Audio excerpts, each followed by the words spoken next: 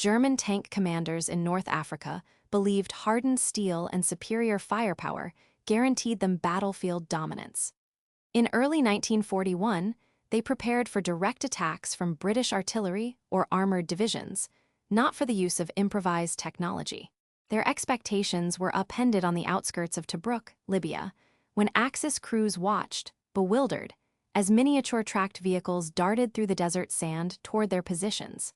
These were not child's toys, but radio-controlled demolition platforms devised by British Special Operations executive engineers. The Afrika Korps, expecting ambushes or mines, faced instead a technological curveball. That contradiction would inflict losses both material and psychological, unseen before on this front. The Germans confronted British forces whose inventiveness became a force multiplier. At 6:30 hours on March 22, 1941, Major Charles Fraser-Smith authorized the deployment of wireless control vehicles compact, tracked machines each carrying up to 50 pounds of TNT. Controlled remotely from up to 400 yards, these small unmanned ground vehicles, no larger than toy trucks, were directed straight toward Panzer III and Panzer IV tanks of the 15th Panzer Division. Within minutes, 2 German supply trucks suffered direct hits, and 3 armored vehicles, including 2 Panzer IVs, were disabled or abandoned, all with negligible British casualties. The Axis lines suffered a sudden gap in their logistics flow. Despite months of anticipation and extensive defensive preparations, Rommel's veteran tank crews could not have foreseen this method of attack. British engineers used emerging radio technology and unconventional thinking to achieve what brute force could not. As the plumes of smoke drifted over Tobruk, shocked German crews reported a threat they could scarcely describe. Miniature, remote-controlled bomb carriers breaching their perimeter. It was a victory owed less to numbers and more to technical ingenuity. The following events reveal how one tactical innovation disrupted the North African campaign. March 22, 1941, 6:30 hours. Major Charles Fraser-Smith of the British Special Operations Executive initiated a covert operation from an improvised command post 3 miles southeast of Tobruk, Libya. The objective: blunt Erwin Rommel's armored spearhead by disrupting supply convoys and destroying enemy tanks. Fraser-Smith's assembled team comprised 24 Royal Engineers from the 1st Demolitions Section, equipped with 4 wireless control vehicles, 2 Bedford QL trucks for transport, and additional support personnel tasked with remote operation and surveillance. Across the Axis front, Generalmajor Gustav von Verst commanded elements of the 15th Panzer Division deployed along the Via Balbia. Key positions were anchored by 6 Panzer IV tanks with 50mm KWK 38L 42 main guns, 8 Panzer III tanks with 30mm frontal armor, and supporting Est. KFZ. 251 half-tracks armed with MG-34 machine guns firing 900 rounds per minute. Defensive lines benefited from overlapping fields of fire and pre-registered zones covered by anti-tank obstacles placed 60 meters apart east of the Tobruk perimeter. British planners expected they would exploit gaps between armored patrols and use wireless guidance to eliminate key vehicles without direct fire exchange. Recent assessments from intercepts indicated Axis logistical routes remained vulnerable west of Tobruk after dusk due to reduced patrol density and predictable convoy schedules.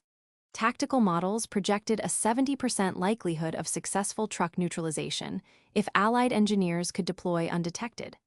However, they had to contend with the risk of wireless interference and the flat, exposed terrain of Cyrenaica.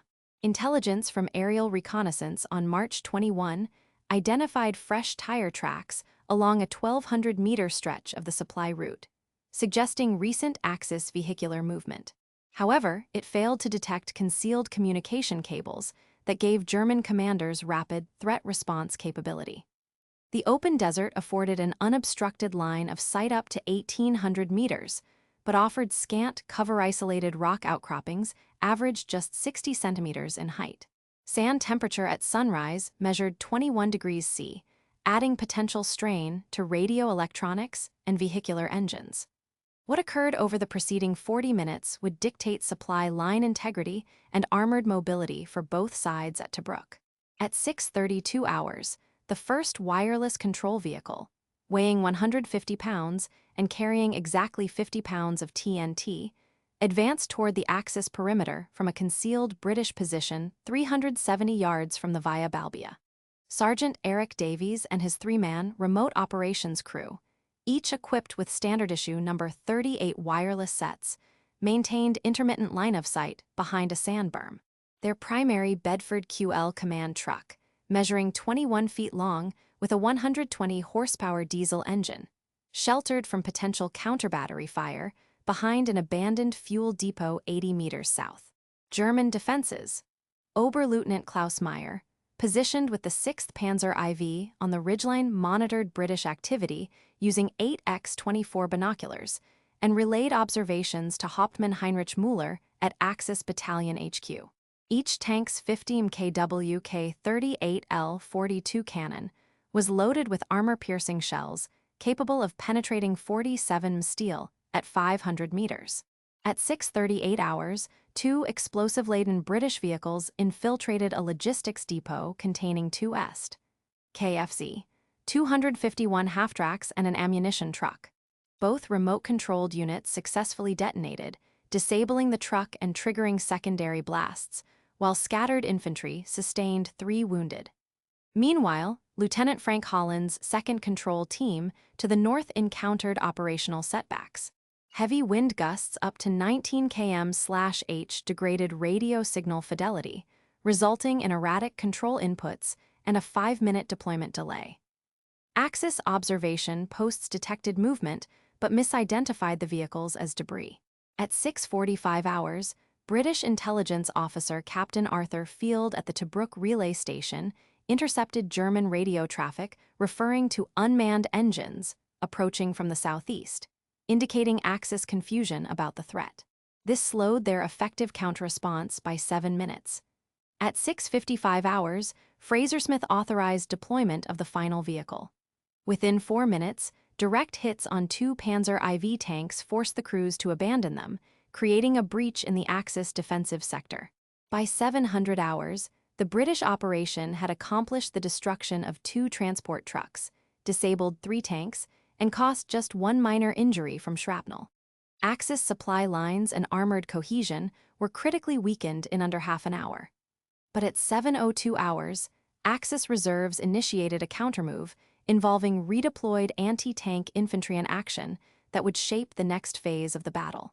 At 7:02 hours, Company Sergeant Major Harold Kenner of the 1st Demolition Section, monitoring the remaining control vehicle, logged an unprecedented spike in radio signal interference across channels 40 and 41. The number 38 wireless set, calibrated for reliable command input over 400 yards, recorded an abrupt 32% drop in range and frequent checksum errors. Kenner's logbook noted erratic actuator responses on the final operational vehicle. Relay indicators flickered out of sync, while azimuth deviation was measured at 24 degrees off target well above the maximum 4-degree tolerance. Within 5 minutes, 3 additional remote operators reported similar anomalies, forcing a system-wide halt on deployment. These failures signaled acute vulnerability. Tactically, the British expected at least 1 further vehicle to breach the German reserve line, based on a projected 80% operational uptime. Instead, interference had crippled 75% of remaining wireless vehicles. In normal testing, the average error rate was under 5%. The gap between expected and observed performance suggested intentional jamming or unanticipated environmental effects. Kenner immediately relayed status to Major Fraser-Smith via encrypted signal, triggering a halt order within 2 minutes across all teams. Major Fraser-Smith, now apprised of the jamming, recalibrated his assets. Signals officer Captain Arthur Field conducted a quickly improvised frequency scan. He identified that the Germans had begun using an upgraded Fu G10 radio set in Sector HQ. Its 10 to 150 MHz transmission profile overlapped with British remote control bands. This allowed Allied command to pinpoint not only the cause of disruption, but the precise source location and power output. The coded orders group at the British command post parsed this data, realizing immediate frequency shifts could grant a temporary restoration of local vehicle control. From the German perspective, Panzer Regiment 8's radio operators inside the sector rebroadcast bunker, led by Feldwebel Dieterkruger, noted unusual fluctuations in their own reception after deploying the Fu G10S full-spectrum search mode at 7:01 hours. Their medical officer's account shows no awareness of its impact on enemy controls. That correlation would only be suspected much later. Efforts to block incoming unmanned vehicles included switching to a 100-watt amplifier and running continuous broadcast on Channel 43, but these measures mostly reflected standard anti-intercept doctrine, not specific counter-remote control tactics. German Battalion HQ received only fragmented reports on the effectiveness of this electronic shield, exacerbated by at least 2 communications breakdowns caused by overloading the transmission relay at Bunker A7. By 7:08 hours, knowledge of the signal interference and halted attack spread through Allied command field units from the 6th Royal Tank Regiment, and 4th Field Battery received coded flash messages. Within 10 minutes, 4 operational zones relayed that unmanned assets could not be safely deployed for another engagement. This new tactical constraint forced a reorientation of British offensive plans. Manned assault teams were diverted from silent hammer, remote operations to direct explosive placement roles along a 16-kilometer front. British engineering squads repositioned to fallback radio frequencies, but by then, Axis defensive communications had largely stabilized, restoring command to 15th Panzer Division sector units. Within 15 minutes, German defensive coordination had recovered across 19 of the original 23 strongpoints. The British wireless control vehicle Mark I was designed to function reliably at line-of-sight ranges up to 400 yards, transmitting control pulses on preset bands between 41 and 44 MHz. Its central relay module, a sealed electromechanical switchboard, was engineered to operate in ambient temperatures of up to 26 degrees C and humidity under 60%. However, concentrated RF interference from broad-spectrum German Fu G10 radio, transmitters operating at variable outputs of 30 to 100 watts created significant overlap and harmonic resonance in the 41 to 43 MHz control window. The remote vehicle's actuators exhibited electromechanical lag when subjected to RF bursts above 68 dB. This caused both loss of guidance and increased signal-to-noise ratio beyond the receiver's 2.1 dB threshold. British pre-deployment tests at SOE Station IX in late 1940 did not include simulations of hostile battlefield jamming, which left the Mark I susceptible to spectrum denial tactics. Additional contributing factors included insufficient grounding on vehicle circuits, line-of-sight obstacles reducing fidelity at oblique approach angles, and Sanborn static discharge, which peaked at 14 microamperes during stress tests. The decision to employ all 4 remote vehicles in quick succession was made by Major Charles Fraser Smith at 6:15 hours. Following Section G Intelligence, Report S921 from March 21, which estimated low-axis electronic countermeasures capability. This assessment proved incomplete. It referenced only known German frequency usage for tank coordination 38.5 to 39.9 MHz, not sector-level jamming platforms. In contrast to British trial runs at the 1940 Leighton buzzard exercise where single-signal frequency control allowed a 96% success rate with minimal interference. The Tobruk engagement saw a control failure rate of 75%. The tactical doctrine, drawn from the 1939 Royal Engineers Demolitions Manual, recommended staggered vehicle deployment and spectrum diversity. But urgent field conditions and Fraser Smith's intent to maintain momentum narrowed operational flexibility. Captured logs from Panzer Regiment 8 revealed that Feldwebel Kruger's communication team ramped up output to full 100-watt transmission at 7:01 hours. His after-action notes dated March 23 cited, enhanced channel occupation, and unknown interference to enemy signals. Post-war British debriefs with Oberleutnant Meyer confirm the timeline and technical overlap. The IWM archives, File 382B, contain a contemporaneous transcript referencing enemy engines ceasing advance when spectrum jammed. Comparative study of the March 1941 Tobruk operation and December 1940s Battle of Sidi Barrani shows British remote control assets achieved a 100% deployment rate in the latter. At Tobruk, only 25% of assault vehicles reached their targets, a 75% reduction attributed directly to hostile RF interference and rapid tactical escalation documented in surviving orders. Elements of the 4th Field Battery under Captain Jonathan Markham immediately switched from remote vehicle support to direct fire missions at 7-12 hours. Within 12 minutes, artillery readiness shifted. 6 25-pounder guns redirected from covering the failed 2nd remote assault to saturating the exposed German ammunition dump north of Strongpoint C. 22 personnel from the 1st Demolition Section transitioned to hand-placed charges using captured Italian motorcycles because radio vehicle deployment was now untenable.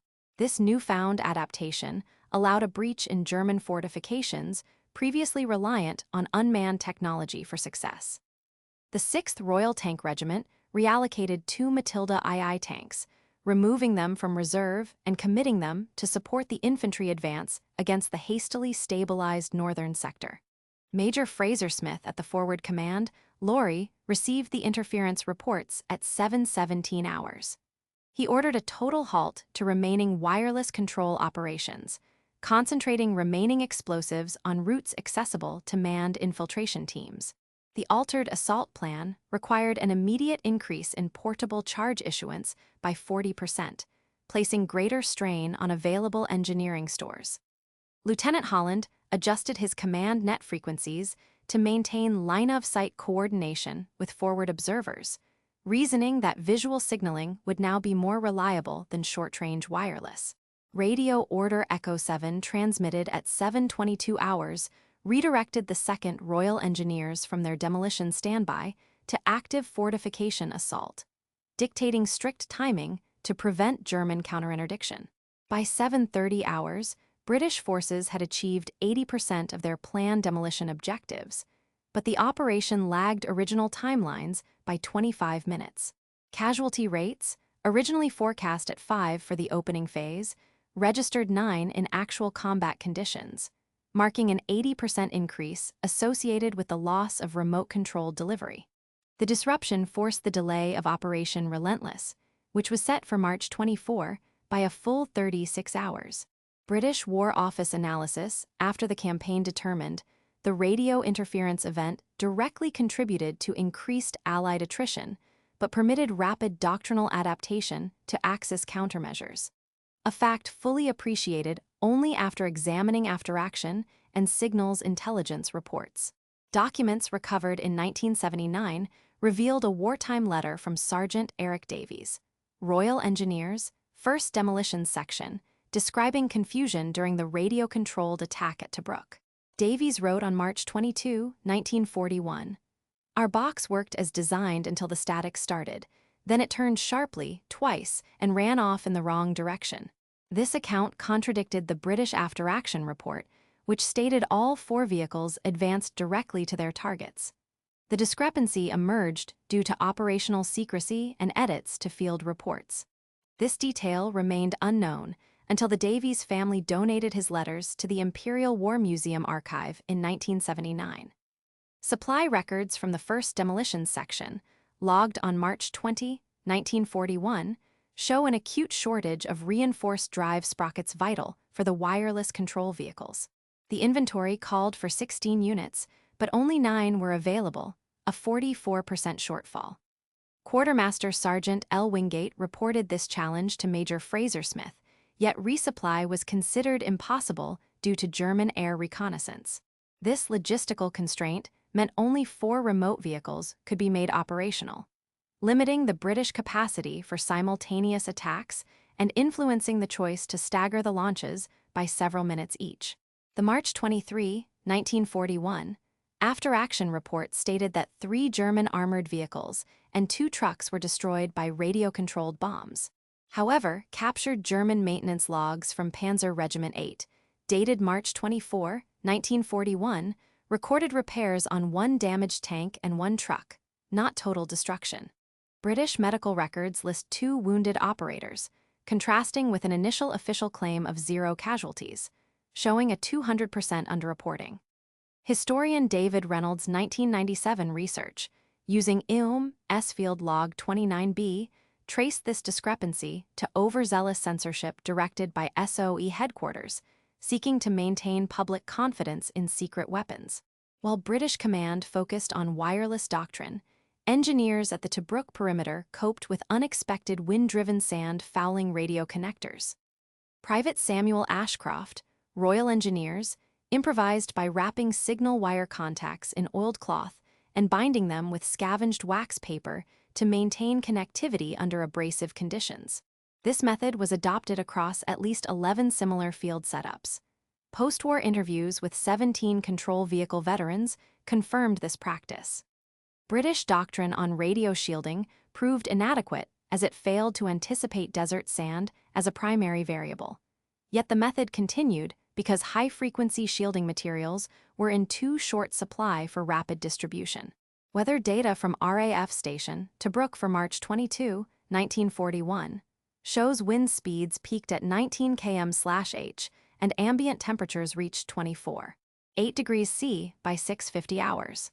British deployment plans assumed calm winds and sub-20 degrees C temperatures.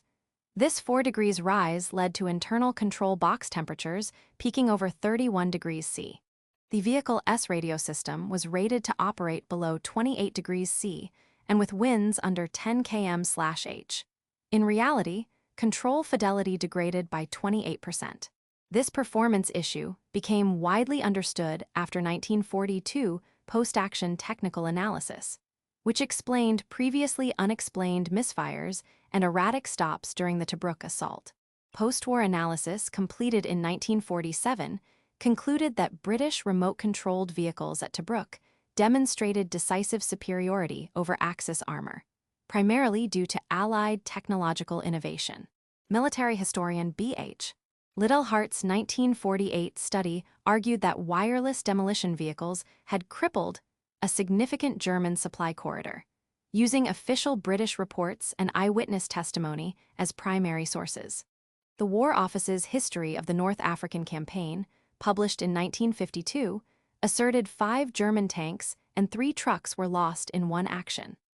This interpretation persisted unchallenged for nearly 3 decades, largely due to restricted access to German archives and unavailability of frontline equipment logs. Early researchers relied on sanitized British after-action summaries and lacked first-hand German perspectives, leading to overstated Allied efficiency. Declassification of Panzer Regiment 8's maintenance logs and radio intercept files in 1978 changed this assessment. Historian David Reynolds' 1997 examination of both British unit logs and German archives uncovered that most damaged Axis vehicles at Tobruk were recovered and quickly repaired, not destroyed. German records noted, joint radio interference observed, enemy radio-guided machines stopped short damage minimal. Comparing the Tobruk assault to the December 1940 Battle of Sidi Barrani. Sidi Barrani saw British control vehicles reach 100% target completion with calm weather and no jamming, while Tobruk's operation suffered a 75% failure rate due to jamming and adverse wind. Key difference: at Tobruk, 31 degrees C internal temperature and 19 km/h wind resulted in a 28% drop in signal fidelity versus normal function. This revealed that environmental limits and enemy radio activity substantially shaped tactical outcomes. Research published in 2019 using cross-archive analysis calculated revised German losses at Tobruk. 2 tanks and 1 truck, a 55% reduction from early estimates. Previous estimates claimed 5 tank kills and 3 destroyed trucks.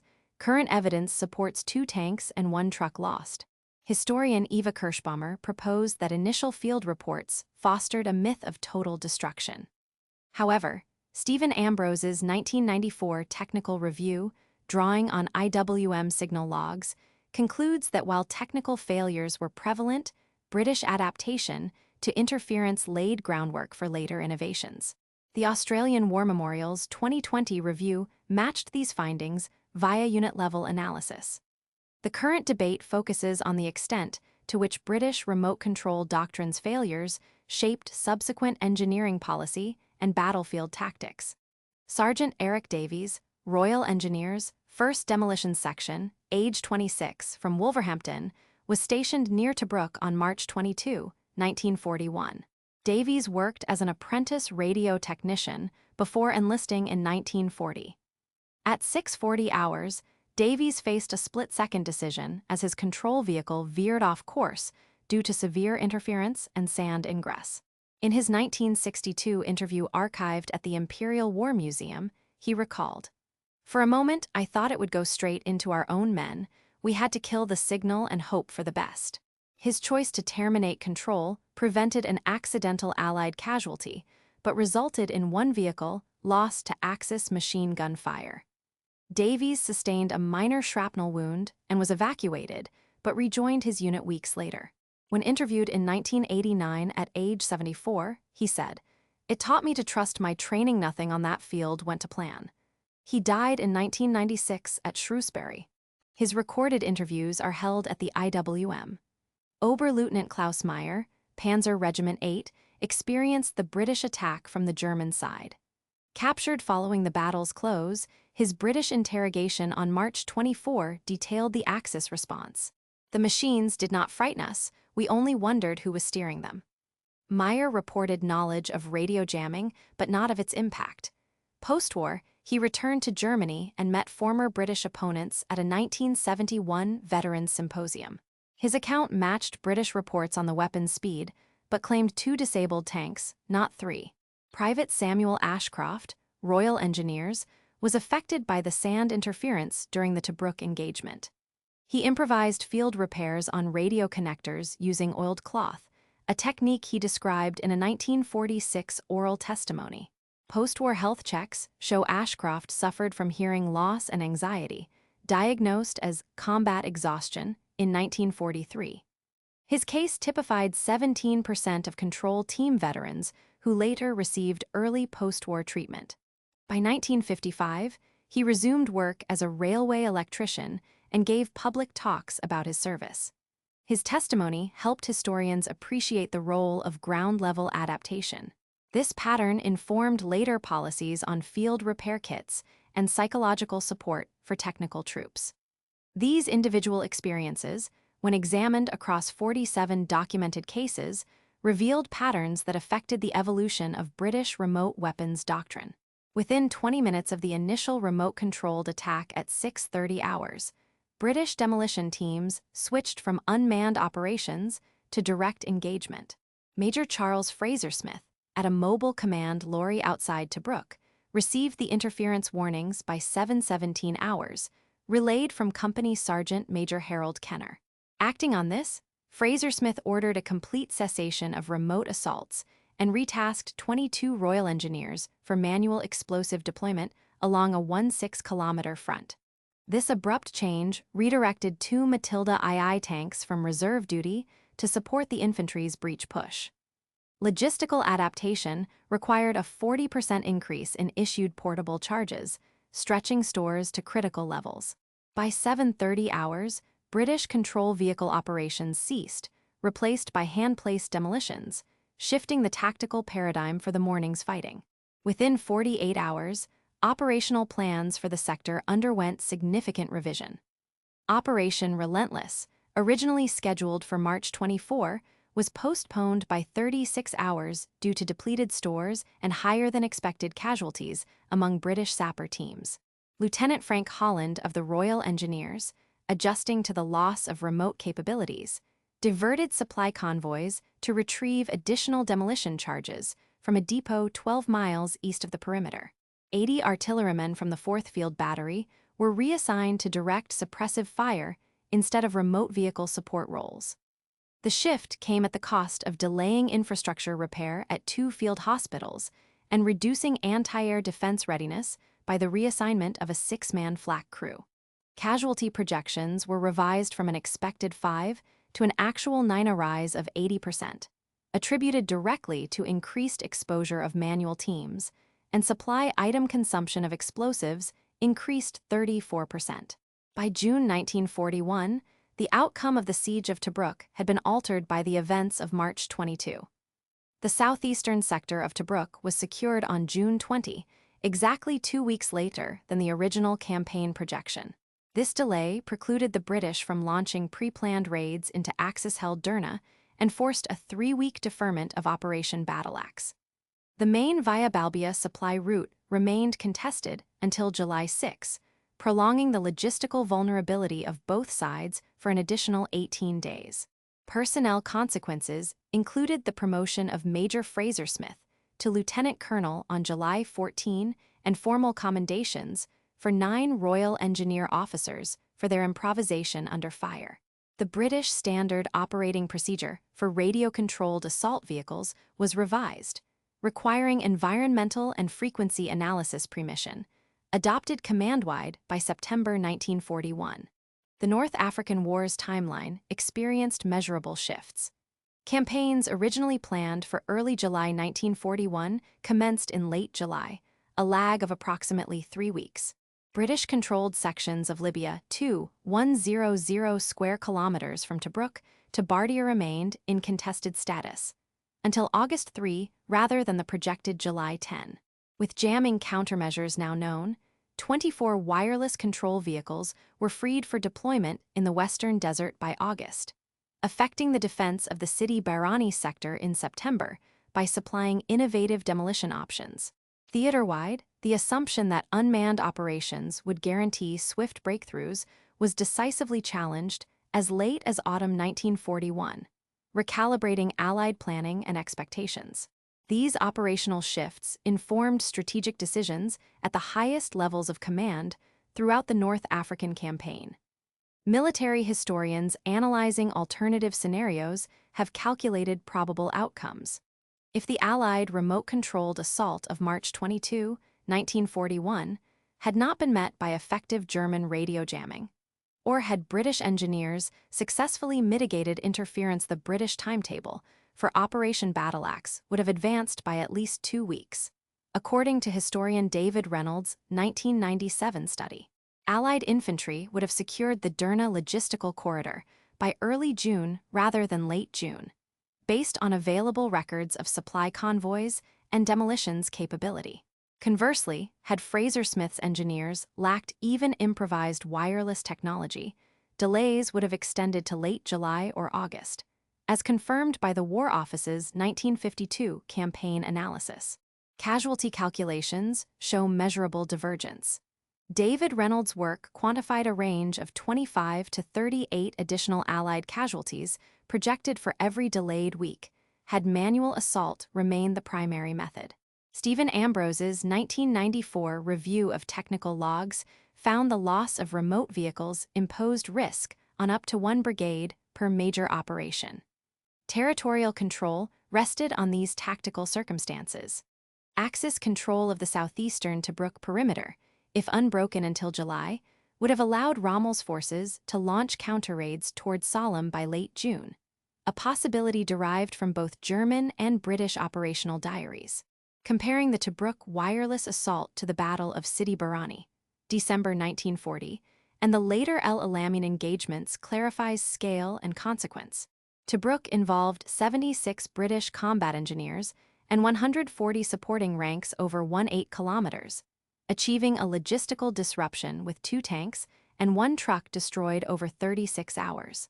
In contrast, Sidi Barrani saw a 100% remote vehicle success rate with 0 jamming, and El Alamein, October 1942, deployed over 1,200 armored and support vehicles with doctrinally integrated electronic warfare. Staff colleges, including Sandhurst and the Bundeswehr Leadership Academy study, Tobruk, alongside Sidi Barrani, to illustrate both the power and limits of battlefield innovation versus real-time adaptation. 22% of North African operational delays are now attributed to the Tobruk outcomes, compared to nearly 35% attributed to Sidi Barrani's success. Eva Kirschbaumer's 2019 survey ranks Tobruk third among 8 pivotal North African turning points, based on time lost, casualty ratios, and innovation penalties. The academic assessment. Graduates of the British Staff College and historians at the Australian War Memorial now regard Tobruk's 1941 operation as a critical, though not wholly successful, demonstration of new warfare limits, while Liddell Hart 1948 called it a decisive innovation. More recent analysis by Reynolds and Ambrose, drawing on cross-archival evidence, disputes the notion of overwhelming Allied, advantage-citing German resilience and rapid restoration of mobility. The current scholarly consensus.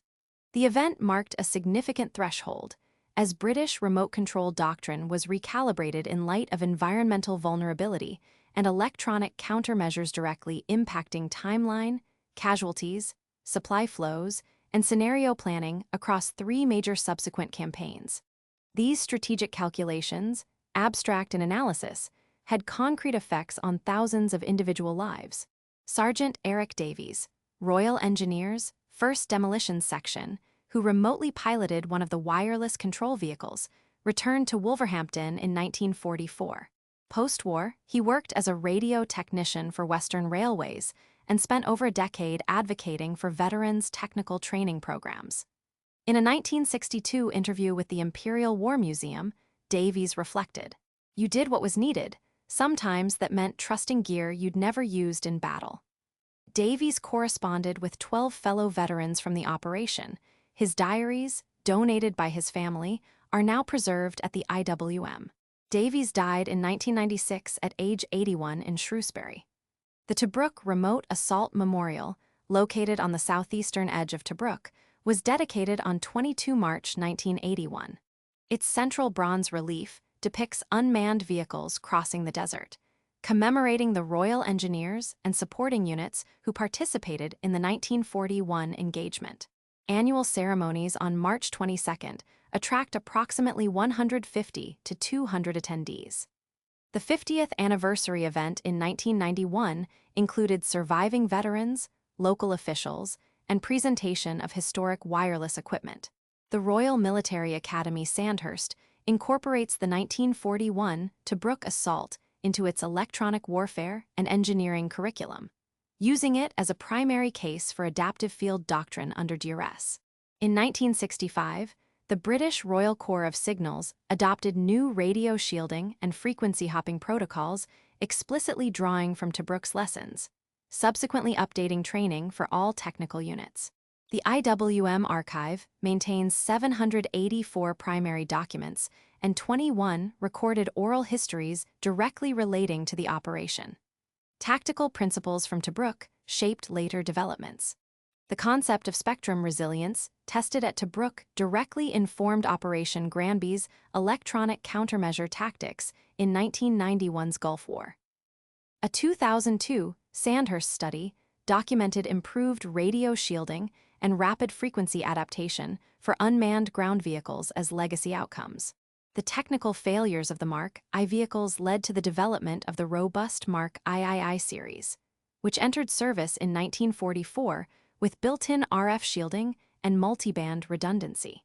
Command doctrine changes prompted an overhaul of British signals training in 1966, introducing scenario-based field exercises addressing spectrum denial. The Tobruk battlefield, preserved as a registered historical site, welcomes nearly 8,000 visitors annually.